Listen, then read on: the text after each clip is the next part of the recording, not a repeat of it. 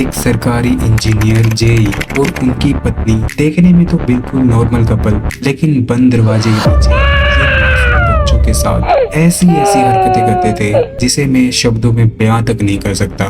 10 साल, 33 बच्चे और डार्क वेब के जरिए 47 देशों तक फैला था इनका काला कारोबार। एक ऐसा सच जिसने सीबीआई तक के होश उड़ा दिए। आखिर क्या थी वो कहानी जिसने एक पति पत्नी को सीधे फांसी के फंदे तक पहुंचा दिया? राम भवन और दुर्गावती के उस घर में असल में क्या क्या हुआ था, जानने के लिए देखते रहिए the crime TV. Her crime के पीछे होती है एक कहानी, हर कहानी के पीछे छुपा होता है सच। आइए इस सच को मिलकर जानते हैं। तो हे गाइस, तो मेरा नाम है राज एंड आज मैं बात करूंगा राम भवन और दुर्गावती के उस केस के बारे में जिसने सीबीआई तक के रोंगटे खड़े कर दिए। ये कहानी 2010 से शुरू होती है। राम भवन के जेई की ड्यूटी चित्रकूट में लगी थी, जहां वह अपनी वाइफ दुर्गावती के साथ बांदा के नारायणी कस्बे में रहने आए थे। उसका परिवार बाहर से देखने में बिल्कुल शांत और सामान्य था। वहां के रहने वाले लोगों की नजरों में वे काफी अच्छे लोग माने जाते थे। राम भवन के परिवार में सिर्फ वो खुद और उसकी पत्नी थी। उनके पास खुद का कोई भी बच्चा नहीं था, जिस कारण से दुर्गावती उसके मोहल्ले में रह रहे गरीब बच्चों को साथ खेला करती थी। कभी वह उन्हें अपने घर बुलाती और पकवान खिलाती, तो कभी राम भवन और दुर्गावती मिलकर बच्चों के साथ खेलते। राम भवन बच्चों के लिए घर में वीडियो गेम जैसे इलेक्ट्रॉनिक डिवाइस भी रखता था। राम भवन और दुर्गावती के बच्चों के प्रति इतना प्यार देखकर मोहल्ले वालों को उनके ऊपर बिल्कुल भी कोई शक नहीं था। मोहल्ले वालों को लगता था कि शायद उनका खुद का बच्चा ना होने के कारण से वो उनके बच्चों को प्यार दिखाते हैं और उनके जरिए वह अपना टाइम पास करते हैं। लेकिन कुछ समय बाद असलियत बदलने लगी। वे दोनों अब बच्चों को गेमिंग टॉय के साथ साथ पैसों का लालच भी देने लगे थे, जिससे वहां और भी बच्चे आने लगे और अब राम भवन अपने असली रूप में आने लगा। वो बच्चों को एक एक करके घर पर बुलाने लगा और घर बुलाने के बाद वह उसे रूम में बंद करके उसके साथ ऐसी ऐसी हरकतें करता था जिसे मैं अपने शब्दों में बयां तक नहीं कर सकता।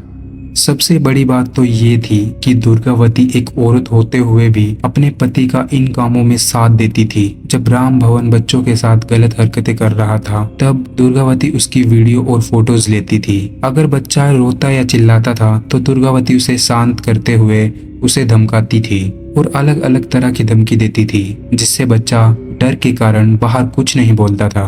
जो वीडियो वह रिकॉर्ड करते थे उन्हें वह डार्क वेब पर बेचते थे, जहां लोग उसे उन वीडियो के लाखों रुपए दिया करते थे।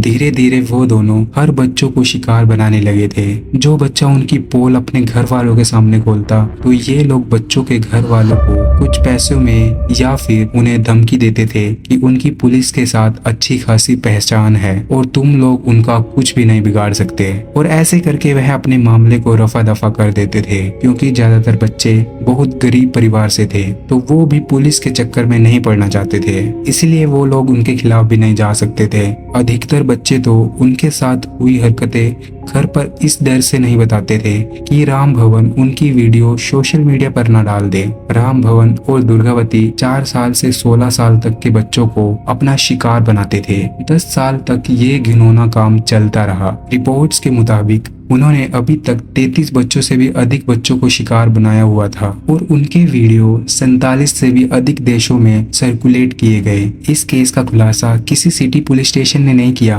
बल्कि इंटरनेशनल स्तर पर हुआ। इंटरपोल और अन्य इंटरनेशनल एजेंसी ने इंटरनेट पर चाइल्ड काफी पर नजर रखते हुए भारत से अपलोड हो रही वीडियो के आईपी एड्रेस को ट्रैक किया और उसके बाद यह जानकारी उन्होंने सीबीआई को दी, जिसके बाद सीबीआई ने उनकी जांच शुरू की। सीबीआई ने उनकी लोकेशन ट्रेस करके निकाली तो उनकी लोकेशन चित्रकूट में आई, जिसके बाद 31 अक्टूबर 2020 को राम भवन के खिलाफ एफआईआर दर्ज हुई। जब सीबीआई ने उनके असली ठिकाने पर छापामारी की तो उन्होंने उनके घर से बहुत सारे मोबाइल और लाखों रुपए कैश पाया गया। यहाँ तक उन बच्चों का वीडियो डाटा भी पाया गया जिनके साथ उन्होंने बहुत गलत किया था। उनकी इन हरकतों के कारण कुछ बच्चों के निजी अंगों पर गहरी चोट आई हुई थी, जिनका इलाज हॉस्पिटल में अभी तक चल रहा था।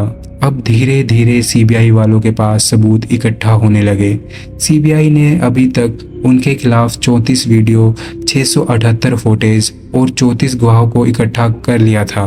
भले ही सीबीआई ने राम भवन और दुर्गावती को 17 नवंबर 2020 को अरेस्ट कर लिया था, लेकिन इस समय कोरोना जैसे महामारी आने के कारण से कोर्ट और अन्य जांच धीमी हो गई, जिसमें सीबीआई जांच और कोर्ट के फैसले को आने में 5 साल 3 महीने का समय लग गया। आखिरकार 20 फरवरी 2026 को विशेष पॉक्स अदालत ने फैसला सुनाते हुए उन्हें फांसी की सजा सुनाई। दोस्तों, राम भवन और दुर्गावती की ये कहानी सिर्फ एक अपराध नहीं, बल्कि हमारे समाज के लिए एक बहुत बड़ा सबक है। अक्सर हम अपने बच्चों को सिखाते हैं कि अजनबियों से दूर रहे, लेकिन ये केस हमें सिखाता है कि खतरा सिर्फ अजनबियों से नहीं, बल्कि हमारे आसपास रहने वाले सफ़ेद पेशा और भरोसेमंद चेहरों से भी हो सकता है। आज के लिए इतना ही, मिलते हैं आपको किसी और सच्ची घटना के साथ।